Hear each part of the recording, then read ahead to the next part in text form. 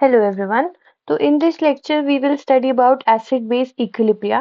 ठीक है, तो अब इसमें सबसे पहले आपके पास है आर्हीनियस कॉन्सेप्ट. आर्हीनियस कॉन्सेप्ट में क्या होता है? अकॉर्डिंग टू आर्हीनियस कॉन्सेप्ट मैंने बहुत बार आपको क्लास में भी बताया है कि आपके पास जो एसिड्स होते हैं अकॉर्डिंग टू आर्हीनियस कॉन्सेप्ट वो कौन से होते हैं? These are substances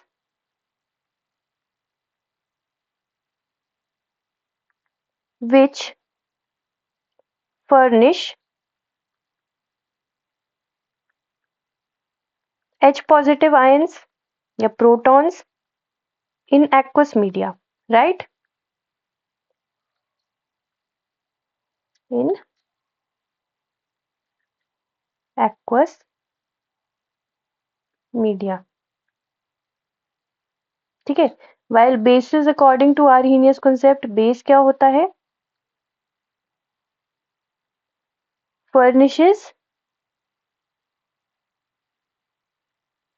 OH negative ions या hydroxyl ions in aqueous media, right? ठीक है, तो फॉर एग्जाम्पल अगर मैं एग्जाम्पल्स लूँ आपके पास तो HCl है, उसको हमने एक्वस मीडिया में डाला तो it is a strong electrolyte, a strong acid. ठीक है, स्ट्रॉन्ग एसिड है तो स्ट्रॉन्ग एसिड्स आपके पास स्ट्रॉन्ग इलेक्ट्रोलाइट होते हैं एंड स्ट्रॉन्ग बेसिस भी आपके पास स्ट्रॉन्ग इलेक्ट्रोलाइट होते हैं. तो 100% डिसोसिएट करेगा, बना देगा H positive in aqueous media and Cl negative ions in aqueous media. अब बच्चों यहाँ पे आपको पता है, मैंने बहुत बारी क्लास में ये भी डिस्कस कर रखा है आपके साथ कि वाटर में H पॉजिटिव आयन ऐसे एग्जिस्ट नहीं करता, इट एग्जिस्ट. ठीक है, तो ये H पॉजिटिव आयन वाटर के साथ रिएक्ट करके बना देता है हाइड्रोनियम आयन. तो वाटर में आपके पास H पॉजिटिव एग्जिस्ट करता है in the form of hydronium ion which is H3O positive ion, right? अब इसके अलावा ठीक है, तो मैंने ये आपको बताया कि 100% डिसोसिएट करता है तो ये रिएक्शन कैसा हो जाएगा? इरिवर्सिबल हो जाएगा. ठीक है, अगेन अगर मैं कोई वीक एसिड ले लूं तो मैंने सपोज आपके सामने ले लिया एसिटिक एसिड CH3COOH इन एक्वस मीडिया, तो ये पार्शियली आयनाइज करेगा तो आपके पास यहाँ पे क्या बन जाएगा? एसिटेट आयन, साथ में आपके पास H पॉजिटिव आयन इन एक्वस मीडिया. बोले को हम ऐसे लिख देते हैं H पॉजिटिव आयन, बट ये कैसे एग्जिस्ट करेगा? As H3O positive ion, right? ठीक है, पर हम लिख लेते हैं ऐसे करके H पॉजिटिव आयन की फॉर्म में.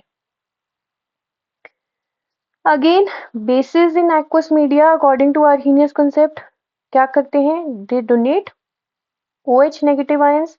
तो आपके पास sodium hydroxide in aqueous media, ये स्ट्रॉन्ग बेस है, 100% डिसोसिएशन होगी, इरिवर्सिबल रिएक्शन हो जाएगा और एक्वस मीडिया में Na positive and hydroxyl ion ये फर्निश करेगा.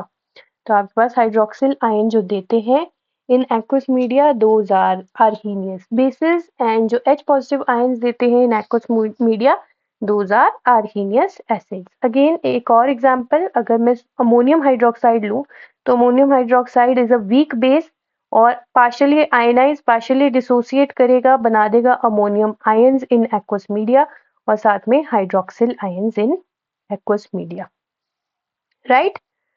अच्छा, एक और बात मैंने आपसे पहले डिस्कस नहीं करी. मैंने बोला था कि आपके पास जो स्ट्रॉन्ग इलेक्ट्रोलाइट्स होते हैं, जो स्ट्रॉन्ग इलेक्ट्रोलाइट्स होते हैं ना, दोज आर योर क्या? सोडियम हाइड्रोक्साइड हो गया है ना strong base, potassium hydroxide which is a strong base strong electrolyte हो गया. इसके अलावा HCl स्ट्रॉन्ग एसिड है तो स्ट्रॉन्ग इलेक्ट्रोलाइट होगा, HNO3 भी स्ट्रॉन्ग इलेक्ट्रोलाइट होगा, ऐसे ही H2SO4 will also be your strong electrolyte. ठीक है, अब वीक इलेक्ट्रोलाइट की अगर मैं बात करूं तो आपके पास वीक बेसिस जैसे कि HCN हो गया. ठीक है, इसके अलावा all the organic acids like CH3COOH, जितने भी आपके पास ऑर्गेनिक एसिड्स हैं, almost every organic acid is your weak electrolyte. ठीक है, इसके अलावा वीक इलेक्ट्रोलाइट और कौन सा हो गया? ये जो वीक बेस है आपके पास अमोनियम हाइड्रोक्साइड. बट आपके पास जब सॉल्ट की बात आती है ना तो they are almost strong electrolytes. कैसे कि अगर आप सॉल्ट बनाते हो from the mixture of weak acid plus strong base, ठीक है, तो वो भी आपके पास कैसा होगा, स्ट्रॉन्ग इलेक्ट्रोलाइट होगा, ठीक है, स्ट्रॉन्ग होगा।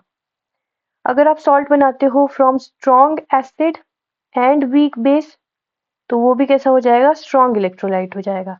वैसे अगर आप स्ट्रॉन्ग एसिड और स्ट्रॉन्ग बेस से कोई सॉल्ट बनाते हो, तो वो भी आपका कैसा हो जाएगा, स्ट्रॉन्ग इलेक्ट्रोलाइट हो जाएगा, ठीक है।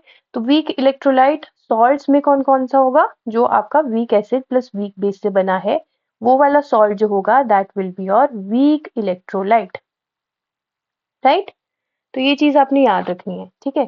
थोड़ा सा आउट ऑफ टॉपिक चली गई थी, बट ये भी इंपॉर्टेंट चीज है जो मैं आपको बताना स्किप कर दिया था, है ना, मैंने पिछले लेक्चर में।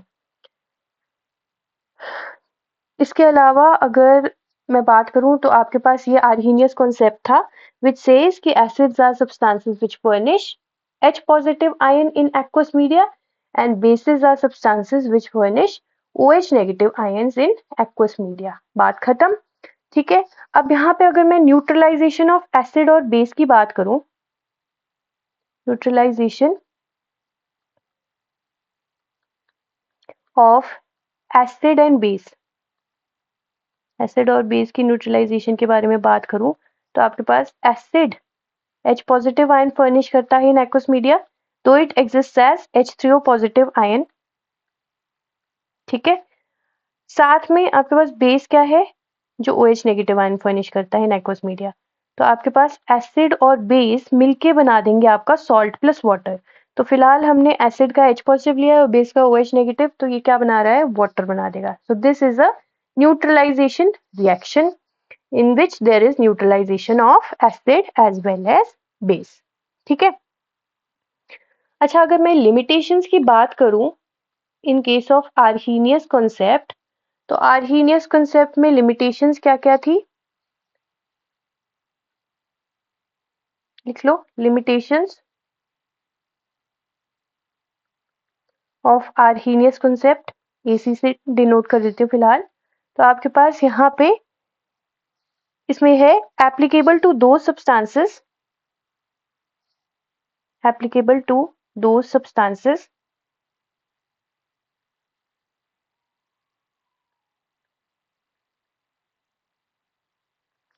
which furnish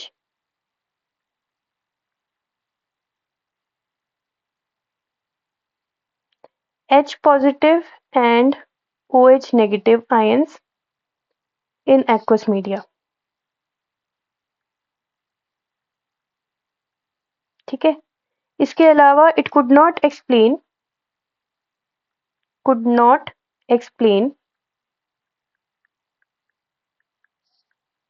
acidic character of SO2, है ना, SO3, SO2 and basic character of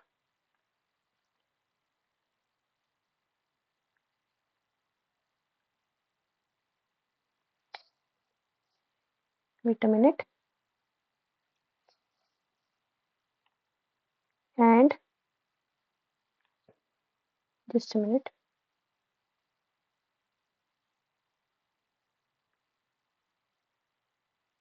basic character of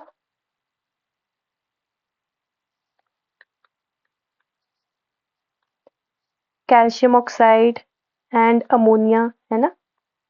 तो it could not explain this. So these are the limitations of Arrhenius concept.